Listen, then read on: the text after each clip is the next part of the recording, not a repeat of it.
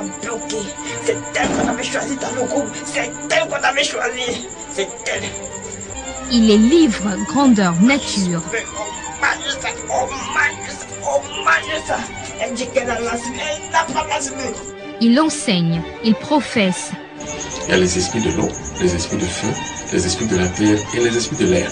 Et apporte un éclairage parfait sur les méthodes de délivrance de la sorcellerie jamais dévoilée jusqu'ici. Il y a par exemple la persuasion hypnomaïtique, il y a la fascination hypnomaïtique, il y a l'hypnose et il y a aussi l'hypnotisme.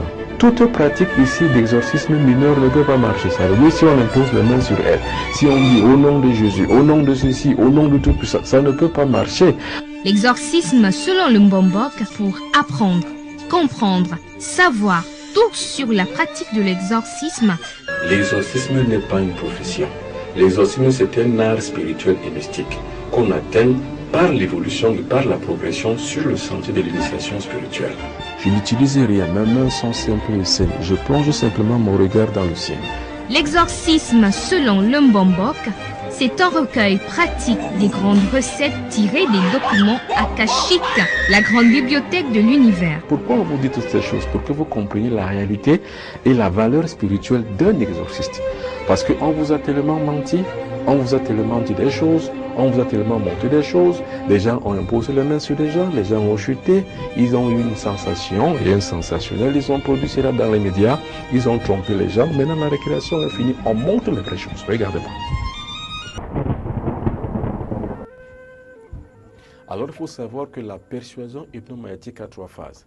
La première phase, c'est la préparation. Il faut préparer la victime à subir l'influence hypnomaïtique de l'exorciste. L'exorciste doit donc s'orienter avec son regard et avec des passes suggestives afin que la victime ici présente puisse subir cela en elle, puisse subjuguer donc en elle-même la psyché qui est son âme, donc qui est son pouvoir énergétique interne, qui puisse donc maintenant par cette forme d'inhibition du pouvoir magnétique, de pouvoir expulser par elle-même le serpent qui est dans son corps. Voilà donc pourquoi nous allons utiliser donc la préparation hypnomaïtique. Ça commence comment? Ça commence par la préparation. Je veux mon regard. Regarde-moi. Ça veut dire qu'ici, je voudrais donc plonger dans la psyché de Bibi. Je n'utilise rien, mes mains sont simples et saines. Je plonge simplement mon regard dans le sien. Je la prépare à me regarder, afin que je la plonge elle-même dans un sommeil profond. Regarde-moi, très bien, fixe-moi les yeux. Fixe-moi les yeux.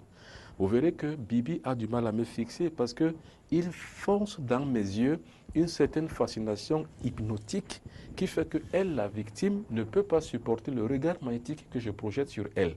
C'est là le pouvoir de l'exorciste qui doit agir. Pourquoi on vous dit toutes ces choses? Pour que vous compreniez la réalité et la valeur spirituelle d'un exorciste.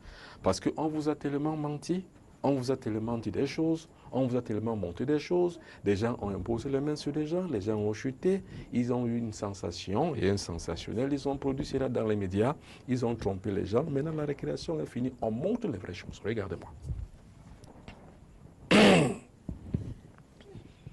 Alors, la subjugation commence, ça c'est la première phase, la préparation.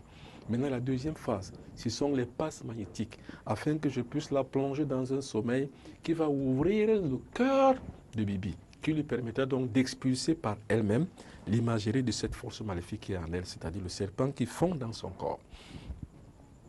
Or ici, déjà la première partie, vous regardez comment le corps de cette jeune fille commence à trembler et à travailler, forcément. Maintenant, je commence par les passes magnétiques. Les passes magnétiques ne sont autre chose que les mains magnétiques de l'exorciste. Ce sont ces mains magnétiques qui travaillent.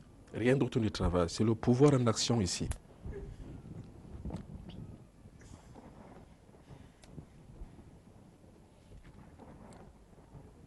Ça, c'est la deuxième partie. Les passes magnétiques. Et attention, au préalable, les mains de l'exorciste sont magnétiques. Ils sont magnétiques.